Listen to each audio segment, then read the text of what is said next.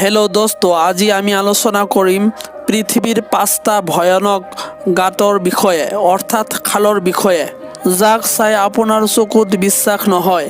ইয়াৰ ভিতৰতো কিছুমান গাঁত বহুত বেছি ভয়ানক হয় আৰু কিছুমান ৰহস্যৰ দ্বাৰা ভৰি আছে, যাক আজিলৈ কোনোৱে জানিব পৰা নাই যে ইয়াৰ ভিতৰত কি আছে। তেতিয়াও মানুহ নিজৰ জানৰ পৰোৱা নকৰি ইয়াক চাবলৈ আহে। তো আপোনালোকৰ ওচৰত এটা ৰিকুৱেষ্ট থাকিল, এই ভিডিঅ'টো শেষলৈ চাব। গুৱাটেমালা চিটি 2007 চনত কিছুমান ভয়ানক শব্দ মানুহে এই ঠাইত শুনা পায়, কিন্তু কোনেও ক'ব পৰা নাছিল যে এই শব্দটো ক'ৰ পৰা ওলাই আছে। যেতিয়া কেইবাদিন পিছত চিটিৰ মাজভাগত এটা ডাঙৰ গাঁত উলিয়াই আহিল, তেতিয়া মানুহে বুজিব পায় যে এই শব্দটো ক'ৰ পৰা ওলাই আছিল। ইমান ডাঙৰ গাঁত হঠাৎ ওলাই অহাৰ কাৰণে দুজন মানুহ ইয়াৰ ভিতৰত পৰি মৰি গৈছিল আৰু তাৰ আশে পাশে থকা মানুহৰ ঘৰ খালী কৰাই দিয়া হৈছিল। আৰু এইটো ভয়ত ঘৰ খালী কৰা হৈছিল যে হ'ব পাৰে গাঁতটো আৰু ডাঙৰ হৈ যাব, তেনেহ'লে মানুহৰ আৰু বিপদ হ'ব পাৰে। এতিয়াও মানুহে এইটো গম পোৱা নাছিল যে এই গাঁতটো কেনেকৈ হ'ল। কিছুমান মানুহে এইটো ভাবিছিল যে এই গাঁতৰ পৰা শয়তান ওলাবলৈ চেষ্টা কৰি আছে। ডিন্স ব্লু হল এনেতো বহুত কেইটা গাঁত ৰহস্যময় ইয়াত অৱস্থিত আছে, কিন্তু এই গাঁতটো বহুত ডাঙৰ আৰু দ হয়। এই গাঁত বামচা নামৰ এটা আইলেণ্ডত অৱস্থিত দেখা যায়। ইয়াৰ বিষয়ে ৰিচাৰ্চ কৰাৰ পিছত গম পোৱা যায় যে এই গাঁতটো 15,000 বছৰৰ পৰা ইয়াত অৱস্থিত হৈ আছে। ড্ৰাইভাৰ্ছসকলে কয় যে যেতিয়া সিহঁত ইয়াৰ ভিতৰত যায় 30 মিটাৰলৈ চব বস্তু চাফ দেখা পায়, যাৰ কাৰণ ইয়াৰ পৰিষ্কাৰ পানী হ'ব পাৰে। আপুনিতো ইয়াত মানুহক মস্তি কৰা দেখা পাব। সিহঁত ইয়াৰ ভিতৰত ইমান ওপৰৰ পৰা জঁপিয়াই থাকে, তেতিয়াও ভয় নাখায়।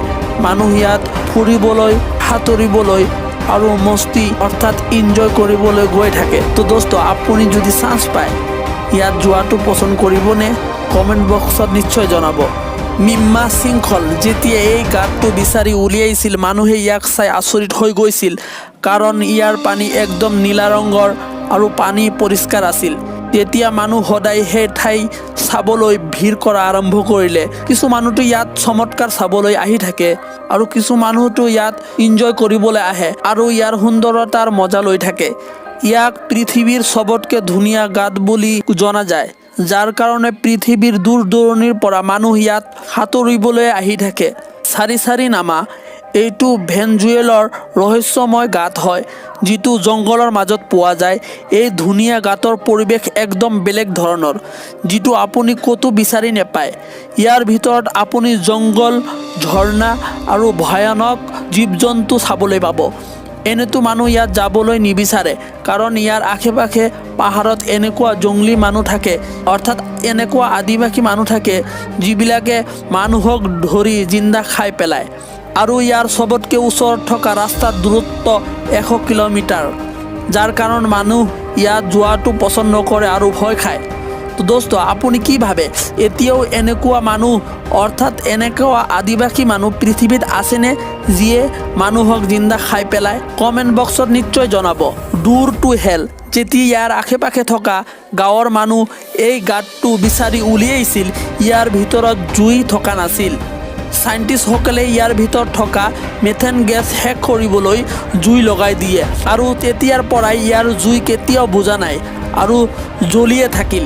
ইয়াৰ পিছৰ পৰা প্ৰত্যেক বছৰে 50,000তকৈ বেছি মানুহ এই দৃশ্য চাবলৈ আহি থাকে আৰু সেই মানুহবিলাকে ইয়াক নৰকৰ দৰ্জা বুলি নাম দিয়ে, অৰ্থাৎ ডোৰ টু হেল। হে বন্ধুসকল, আপুনি যদি ইয়াৰ ছেকেণ্ড পাৰ্ট বিচাৰে কমেণ্টত নিশ্চয় জনাব। ভিডিঅ' চোৱাৰ কাৰণে চবকে ধন্যবাদ আৰু আমাৰ চেনেলটো ছাবস্ক্ৰাইব কৰাটো পাহৰি নাযাব।